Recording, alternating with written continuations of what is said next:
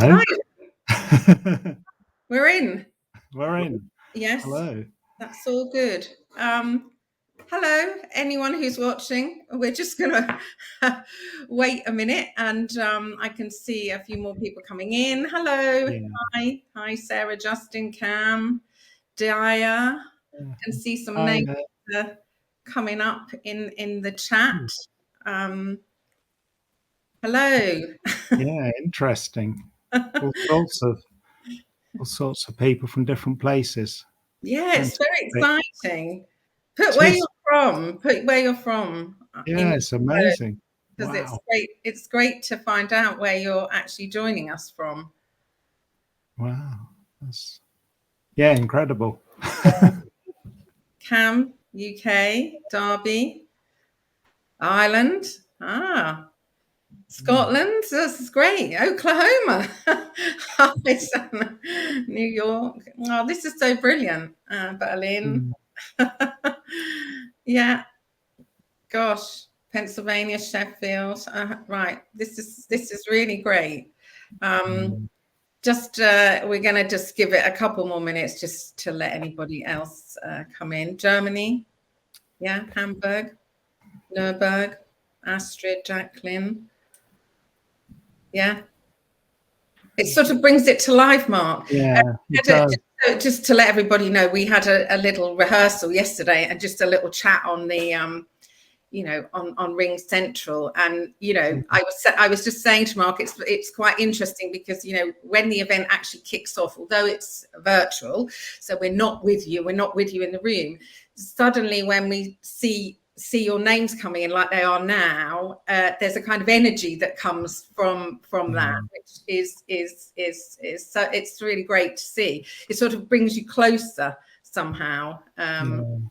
Can feel like we are in an actual room with you, even though we're not. So it's a real community. You can see, even if you're new here, you can see it's a proper global community that's coming together, which is fabulous. It is. It's a brilliant community, and it's quite funny, really, because I want to say, good afternoon or sort of early evening. But when I look, I can see that that's actually not the case, because some of you, you're in India, you're in the US, you're in different places, and so it's not, it's not 4 o'clock in the afternoon. Yeah, it's something else. So I have to, just. Thanks for staying up late or getting up early to join us. That's really, really good. Some of you, I don't know if you've been to one of these social network gatherings before, but we started them just at the end of 24, but it seems to be growing, and people are enjoying them, and so we are very much we're really pleased about that.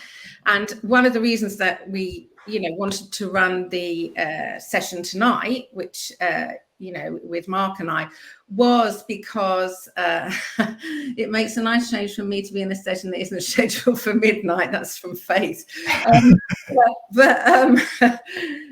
We thought it would be really interesting to actually think about the history of women in games, where it started from, because last year, 2024, was our 20th anniversary, and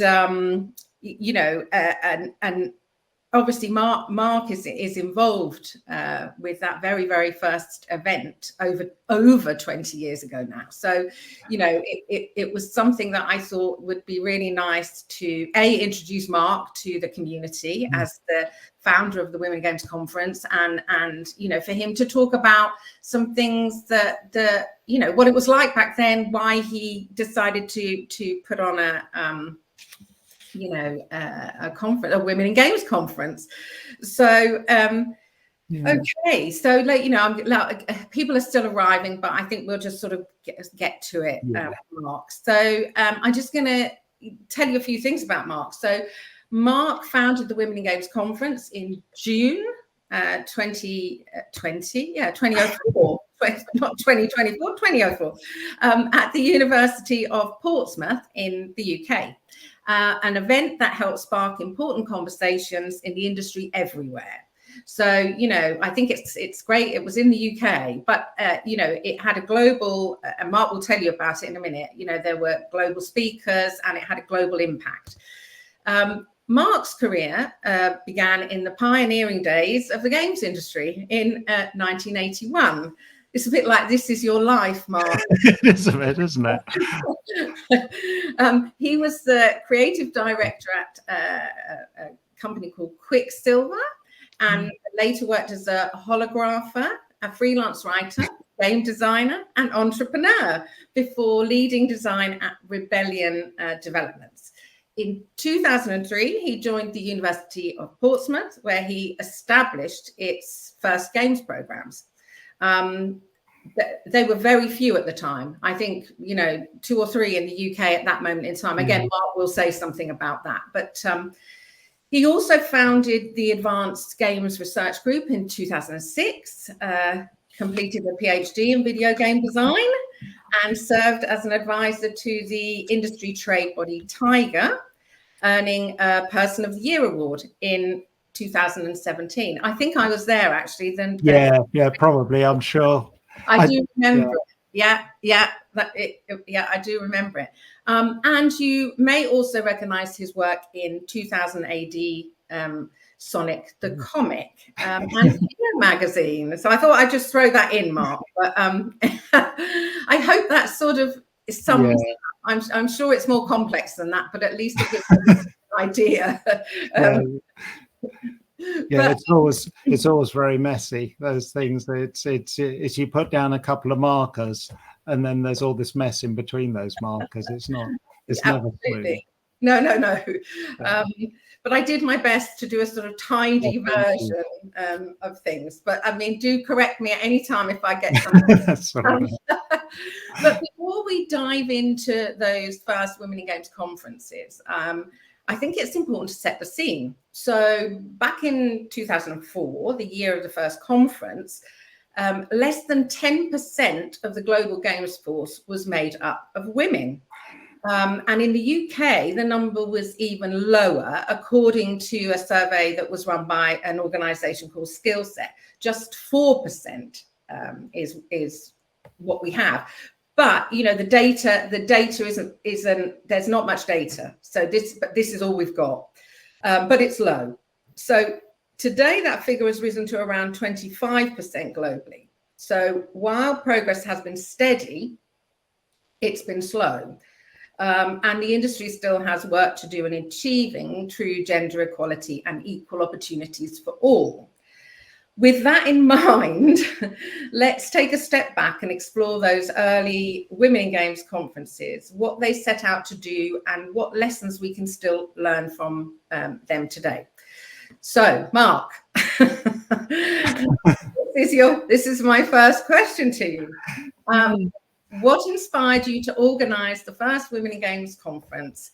Why not a more open general conference on games? Yeah. Okay. So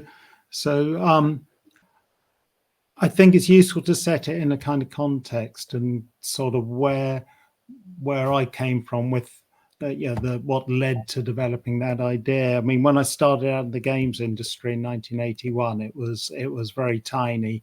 There was probably less than 50 people in the UK games industry, and also my partner, who I married later, Caroline, she was probably the first woman in the UK games industry at that time. And as I carried on through the games industry as working at different companies and as a freelancer, I was very aware that it was predominantly men. There are very few women in the industry, and it wasn't always the companies didn't want to employ women. It's that often there just weren't women who are applying for the roles or with the skill sets that were needed in the industry.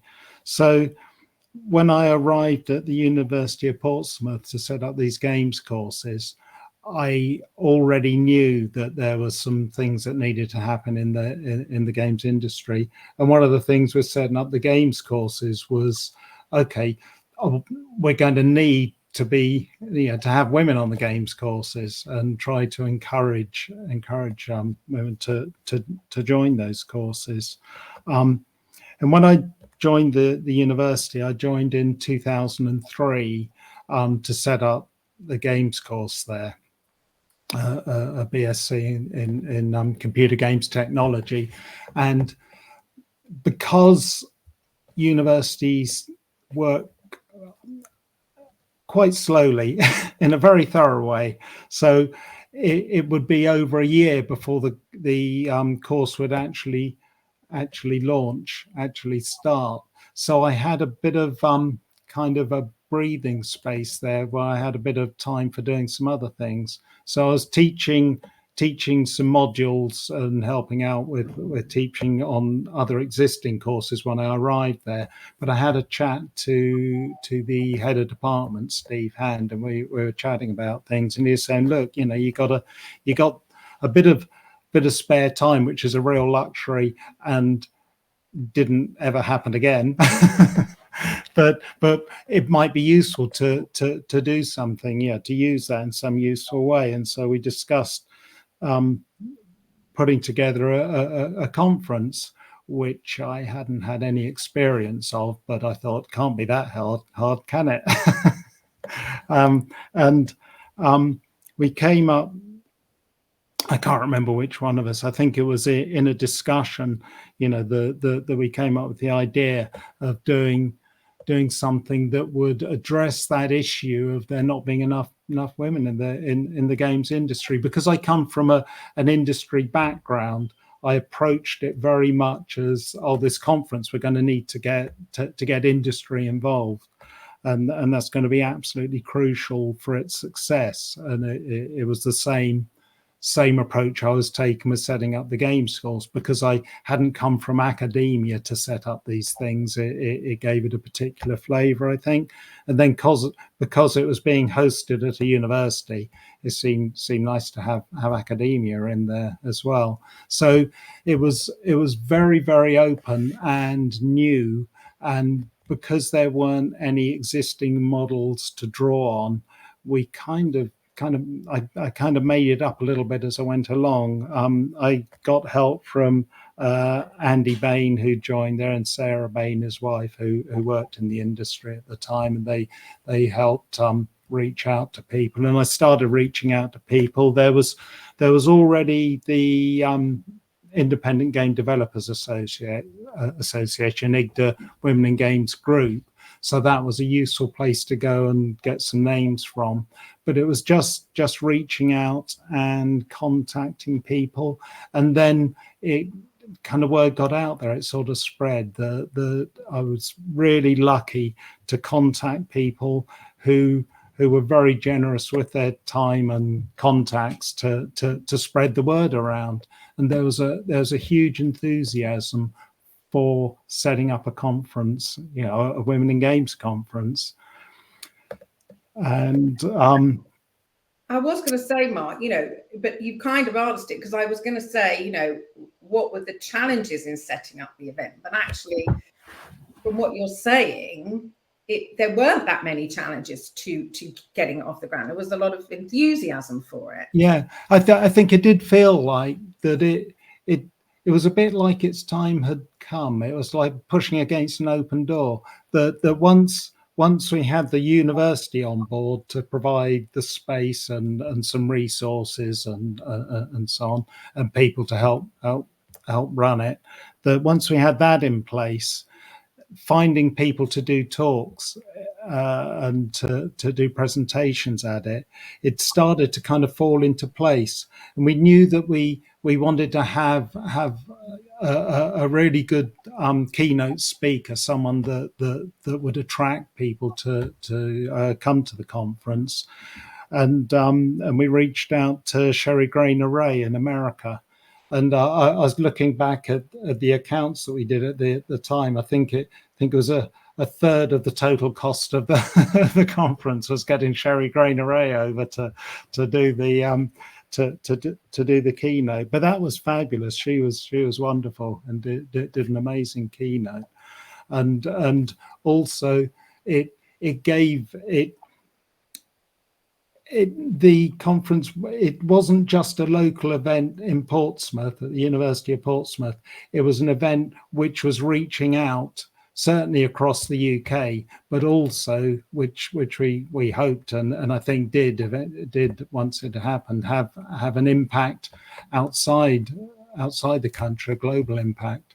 No, and that's fascinating. And I think the fact that you were able to get Sheri Graner, who did actually speak at the anniversary conference last year. Yeah. And that was very purposeful for us because we wanted her to be part of that anniversary. And she was delighted actually to come and speak at the conference. And her talk at the Women in Games Conference 2024 was she wrote a letter to her younger self, and I thought it was a really interesting approach to kind of to talk about, you know, how she had approached her career, her life, the things she might do differently. You know, it was really good. But her book, which was Gender Inclusive Game Design, Expanding the Market, there it is. Yes. I love that. It's just such a great book. And it came out the same year. So that was a great thing as well, because you set the conference up. She was the keynote, and that book came out. And, you know, it was one of the first comprehensive studies on how video games could be designed to be more inclusive for women and broader audiences. And, you know, actually, I've had a look back at it. And, you know, there's still a lot in that book that is actually, you know, relevant now. You know, you could say, I mean, there hasn't really been anything quite like that book, although that book's been cited a lot and it's used a lot. It's used a lot in research. I think her work was foundational in pushing that conversation about gender inclusivity forward.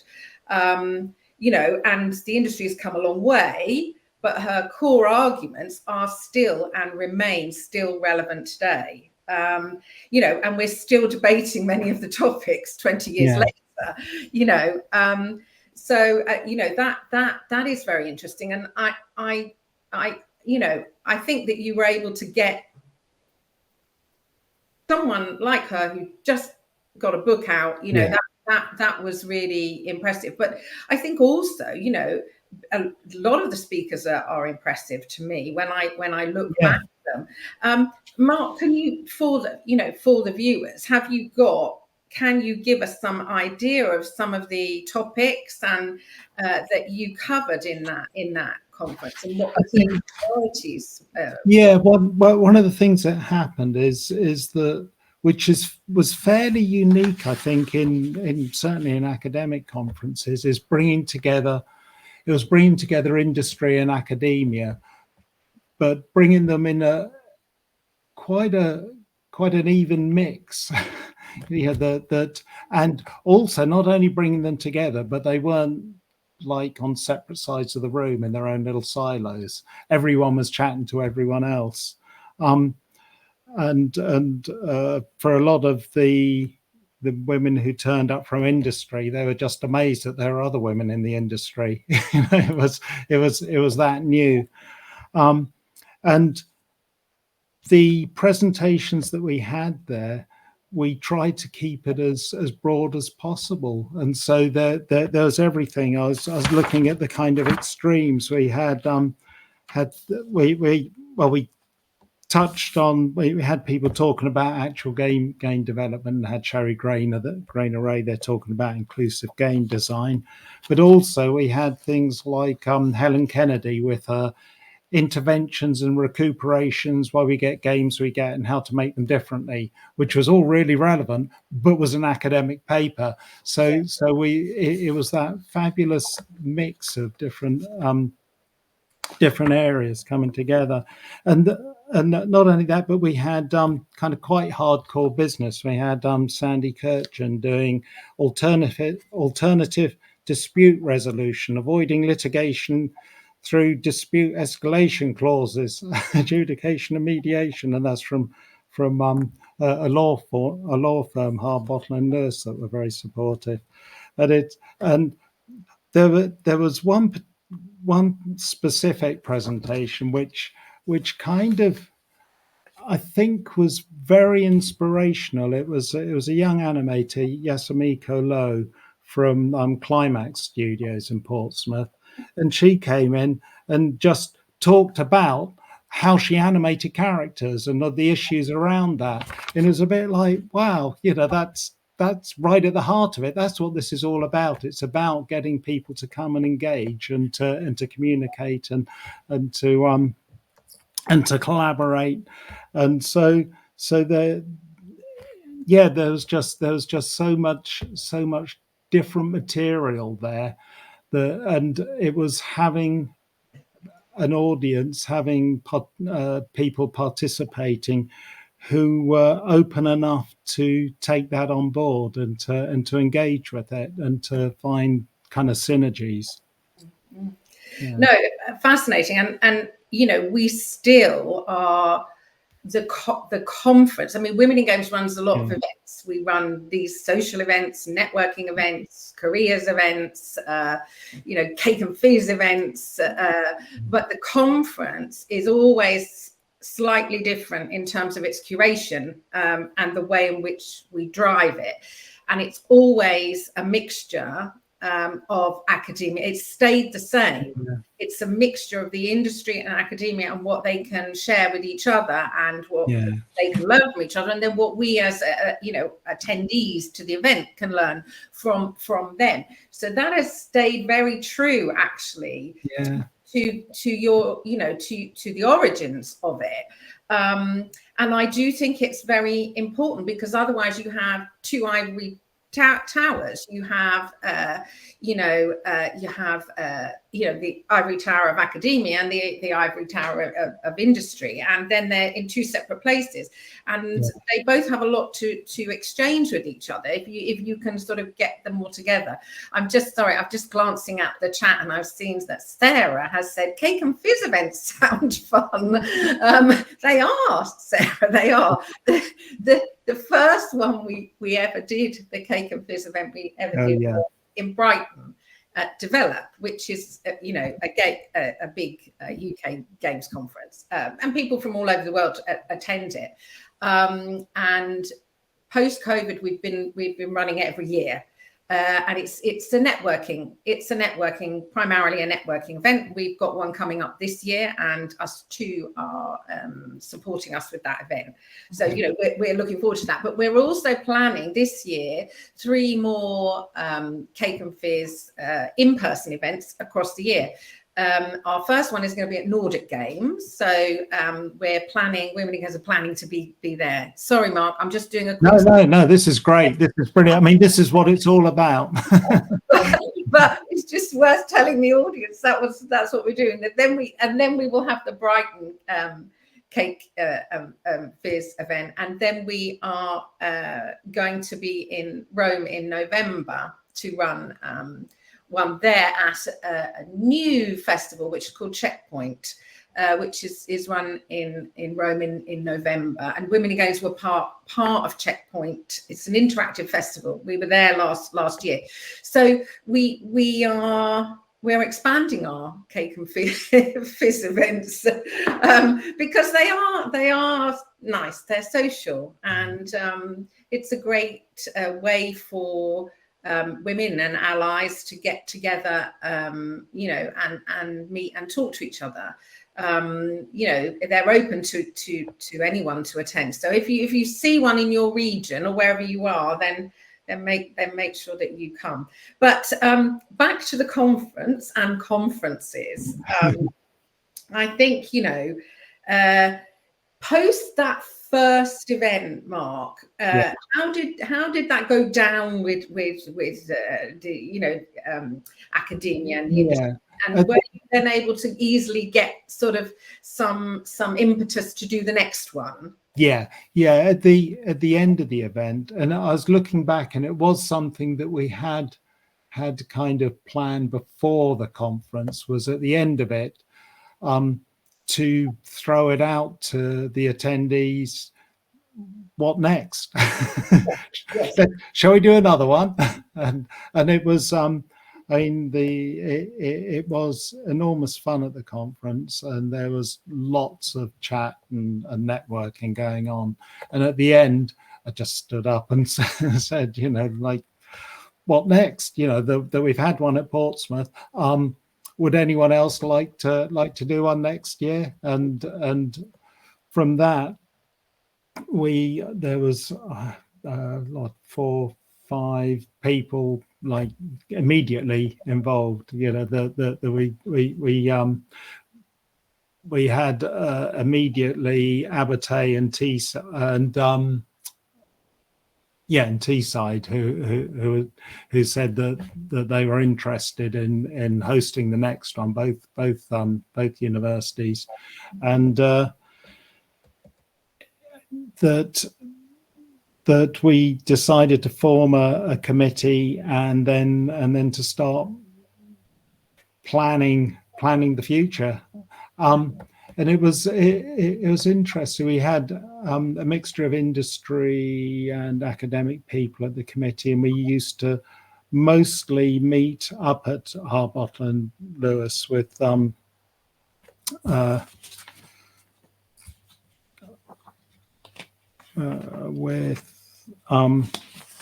sorry, oh, it's a long time ago, Mark. I mean, yeah, with Sandy Kirchen up at Harbottle and Lewis, yeah. And so we get together regularly and plan things out, and the next conference came together at Abate, and it was interesting committee. It was that everyone was doing it in their spare time, kind of fitting it around their work. We didn't have any kind of paid people running it, and it was very ego free. I think it's very nice that everyone would meet up and then discuss what needed doing and would volunteer to go away and do things. And it was very cooperative and was great at pulling things together and facilitating the conferences that we carried on running for I think 5 years. Mm-hmm. Yeah. So how does it make you feel now, Mark, to know that you founded something which is now still running, the conference is still running, and that there is an entire organization, be it a small one, all evolving and continuing to evolve around the thing that you first started? Yeah, no, I'm just enormously pleased that it's still there and still campaigning and still bringing people together. It's just fabulous. I mean, after that first conference, it immediately had an effect. Sheri Graner Ray went back to America and set up Women in Games International, and then we started finding out about other Women in Games initiatives happening around the world. There's a lot of things started happening different places, and it was kind of like a catalyst, or it's kind of like everyone was ready for it to happen. It had to happen, and it kind of triggered all these things which have carried on. It's interesting to reflect on how a lot of the things that we did in the first conferences, the sort of subjects that we covered, and the various initiatives, they're still very similar to things which are still being covered now. And there are still a lot of the issues that we were addressing then have kind of carried on. It wasn't like, oh, we'll run 3 of these and we'll have fixed it. Yes, it's an ongoing process. Which is something that I was discussing with we were discussing yesterday. Yeah. Yes. Yes, I mean there are, you know, there are obviously still some big challenges, and it is slow, and actually it's rather frustrating that it's so slow. And I think there are multiple reasons for that. And you know, one of the things that we often talk about, you know, at Women in Games is that, you know, we can't, you know, we're not policymakers, we're not a government, we are a group of dedicated women who passionately believe that women should have equal opportunity, and that we should have it should be a level playing field. And you know, we want to encourage more girls, because I think you rightly said at the beginning, you know, sometimes there weren't any women coming through because they weren't coming through the educational system, and so they weren't aware of the for some reason, unlike the boys, they weren't aware somehow of the opportunity, or they felt that they didn't fit into that world. And I think you and I were talking yesterday a little bit about, you know, the environment for women in those days, particularly in the early days, was quite different than it is now. I mean, even when I started, you know, I was the course leader and for the BA and master's programs at Norwich University of the Arts for about, you know, 10 years.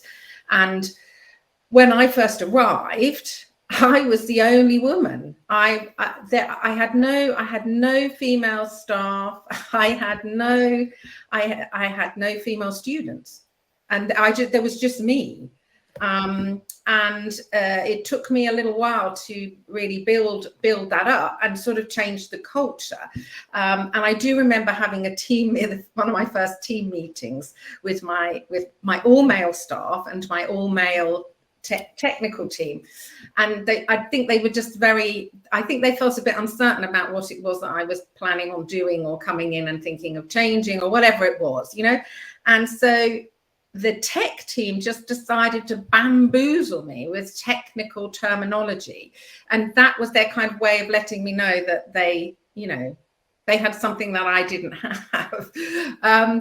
But my nature is to be very direct when those kinds of situations occur. So I just said to him, don't talk to me in jargon. Don't talk.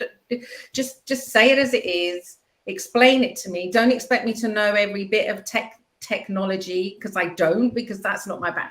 Anyway, you know, we got through it, and I was able to build. I think I got a couple of female staff in, and then I started to go out to schools, and I think the fact that I was a woman encouraged girls. And I think when I left in 2016 to Women in Games, I had it at 50-50 in the staffing and 60-40 in the cohort, so it was balanced.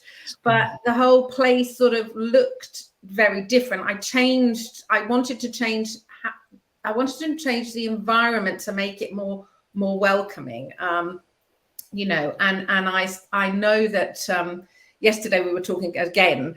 I was saying to you that I had gone to this. I was an external examiner at a place, and you know, I walked into the team said to me, we can't get any. They were in an art and design institute, but which was all very light and quite energetic and colourful and everything, and they were just saying, we can't get any girls to apply. They all apply for fine art or textiles or other things, you know. And I went into the room, and the room was just completely black.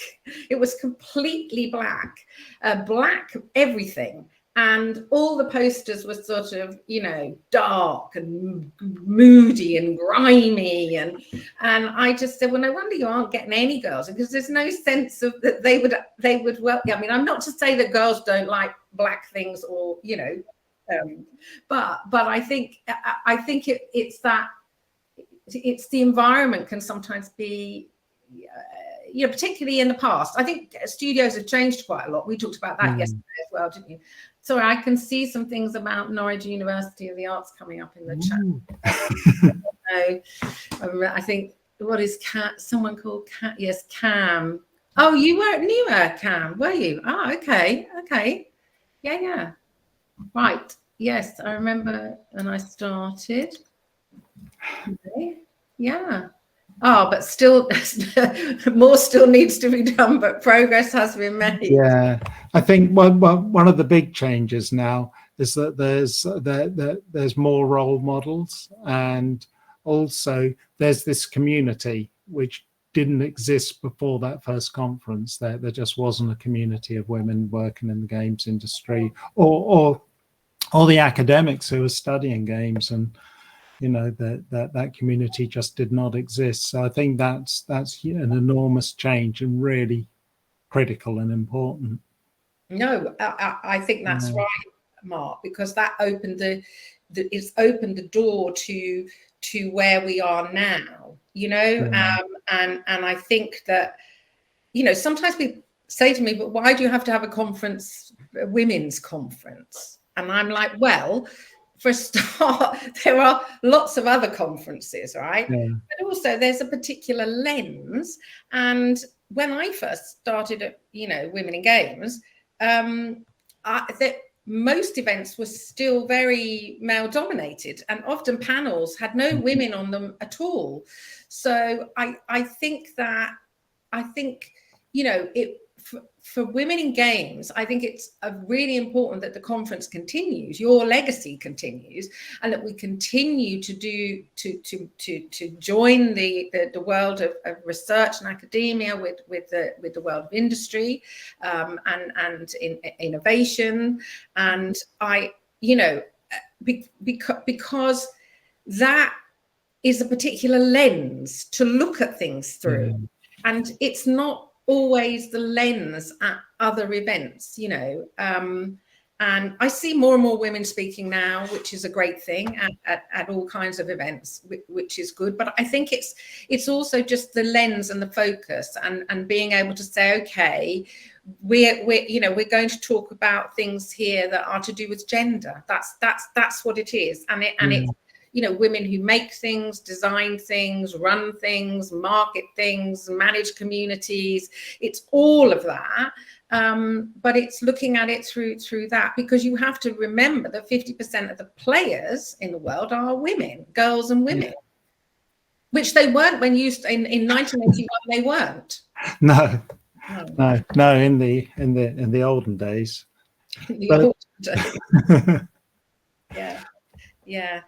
Yeah. So, I think that yes, in 81, I don't think that the market for girls and women had really, broken out.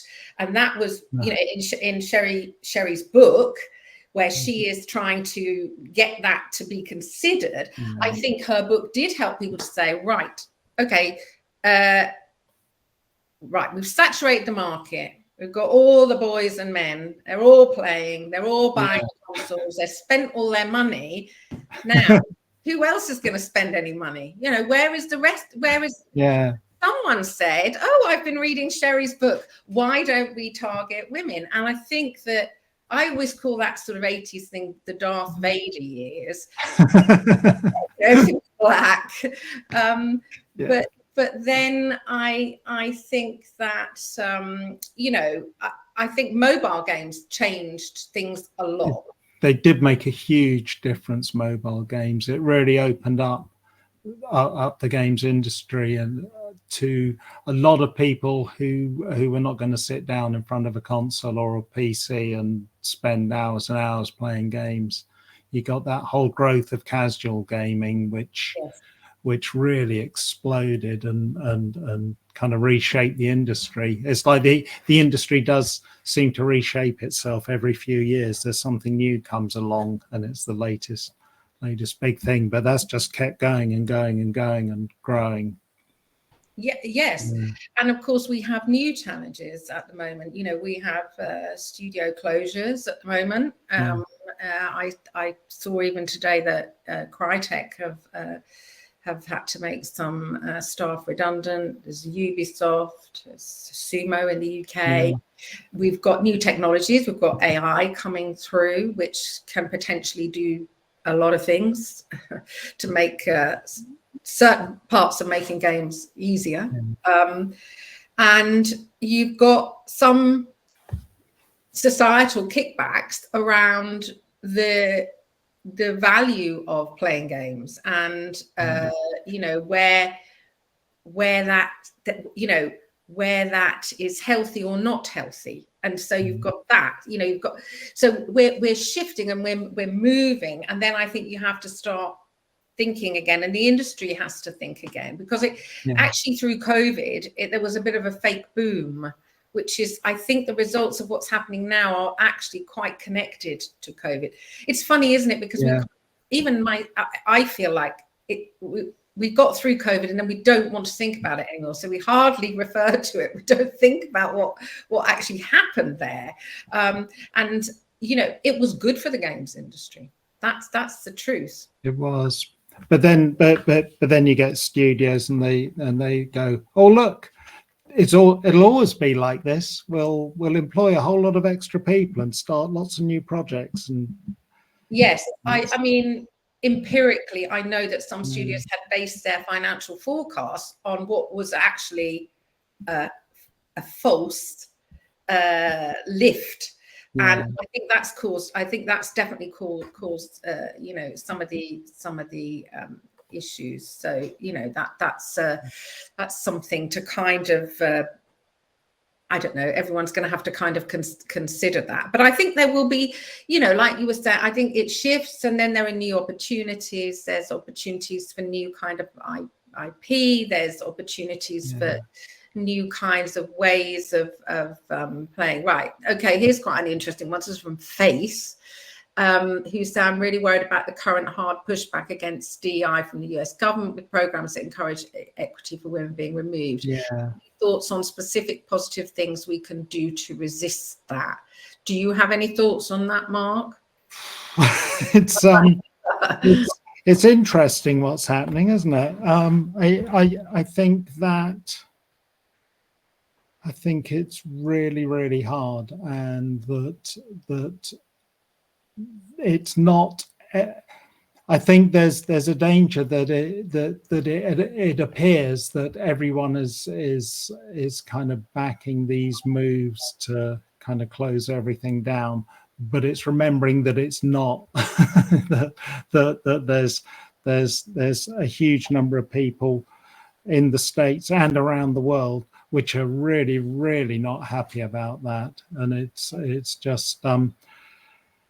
As long as not too much of this stuff is dismantled, there will be opportunities for putting it back in place again. And it's trying to work, I guess, on a local level if you can't work at a national level.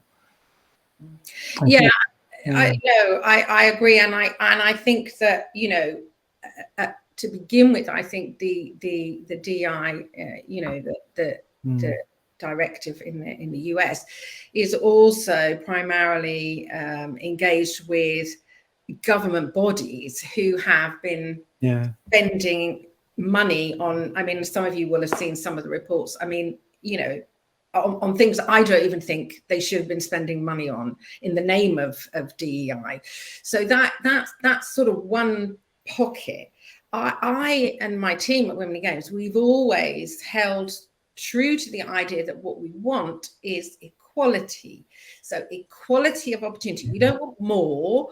We just want a level playing field, which was when we wrote the guide, you know, building a fair playing field. That's what it was. It was about making sure that there is equal opportunity, you know, for everybody.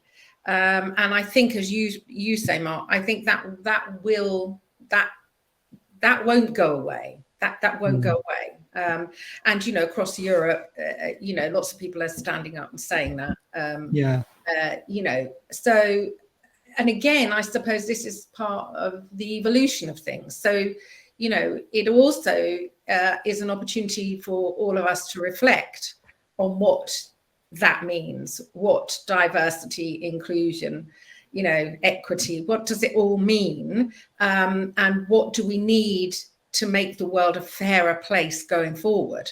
So, and the games industry a fairer place. You know, to me, it's always been about being fair, because when what I've seen throughout my life and what I still see is the unfair treatment of women, because I'm looking at women. I look at girls and women. That's what my organization does. That's not to say I don't have empathy or sympathy for all people, but you know, that's where our focus is. So yeah, it's an interesting time. And to the conference, I was, you know, this may well be an area that we try to consider and unravel and look at, you know, at the forthcoming conference this year, which will be in November, the beginning of November.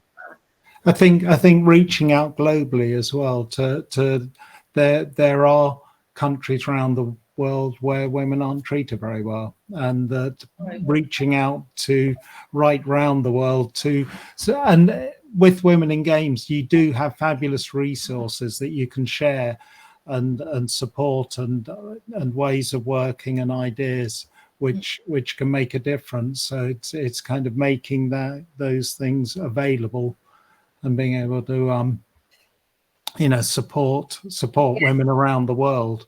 Yes, no, and I think that's right, and I do think, you know, we did talk a little bit about this because you know, when you had the conference, it was in person, and most conferences were then, weren't they? Yeah. They were. We didn't have this kind of technology at all.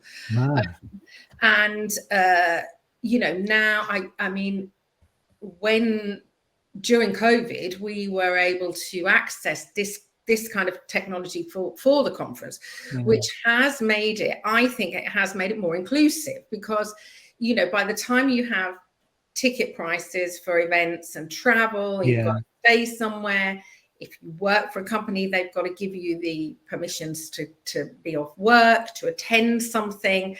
You know, this has, you know, for Women in Games, this has really helped us to reach a global audience, because we can do it through these channels. And like you saw, and we're seeing when we look at the chat, the people that, you know, are at this event coming from everywhere. You know, and we've tried to make it free. Well, we make as many things free as we can, but obviously we need support from the industry or from funders to do that. But it's very important for us. And to make material available online so that people don't have to get up in the middle of the night to to go and see things. No, which is, you know, that's also you know, a complexity. But I'm just going to get, before we finish, I don't know what time we're supposed to even finish, and I don't know how long we've been talking for, but it's probably quite long enough, because I'm sure. About 50 minutes. Because I think that people might want to talk to each other. Yeah, no, absolutely, and that is what it's all about. No, exactly. I'm just looking over at the chat, and just does anybody have any questions for Mark and I before we think about closing down this part of the session? We hope it's been interesting to you all. I'm trying to look back, Mark, to see if I can find any earlier ones, and see if anything is coming in. Amber, you have a question. Amber, give us the question. She has something, but she hasn't written it yet. I think it's the chat is the important bit. you can go and find out a lot of this stuff. I've still got the website up from that first Women in Games. Mark, put that in the chat for everyone. Okay. They can see that. Copy. Okay, Amber. I'm just going to go to Amber because she was first in. She said, yes, I was wondering if there is a greater transfer from film studies rather than from literature or humanities fields. God, I don't know the answer to that. Blimey. Yeah.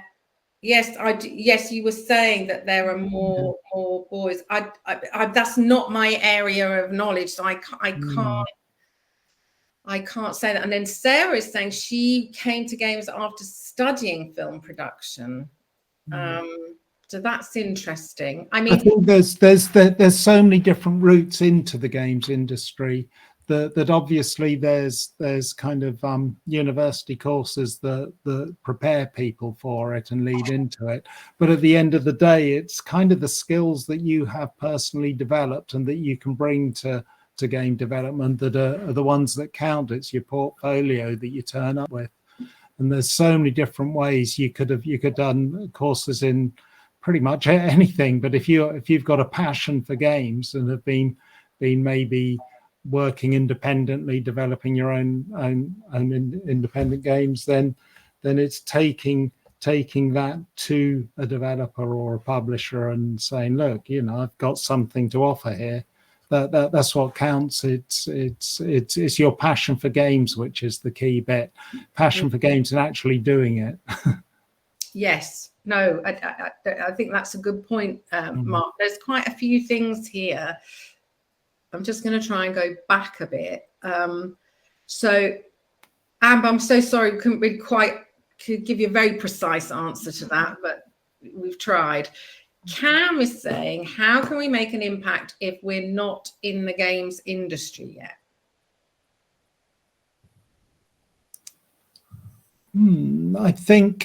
I think being involved in things like this, I mean, you are having an impact already by coming here and asking questions like that. That there's different games groups all around. I live in Southampton in the UK, and there's a little independent developers group which kind of gets together at a pub, like once every couple of months and just chats. And there's things like that all around, certainly all around the UK. There's people come together. So, and that's not just people who like playing games. It's people who either work in the industry or maybe develop games independently, or just have a bit of fun with so it's getting involved in all of those things, and there's lots of that stuff going on. Yeah, I think that's a good point. And I also think, Cam, in an age where you can self-publish, where you can start, you can use your voice in a multitude of ways. You can obviously attend our events and connect with us, and also, as we move forward, there'll be more projects. Women in Games has a campaign for this year and next year, which is Girls in Games, where we are connecting with girls, and we really want our ambassadors and people to work with us. We're going to be working with UNICEF on the Girls in Games project. They have a project called Game Changers, which is for girls across the world, to give girls opportunities to learn the skills and learn about the games industry.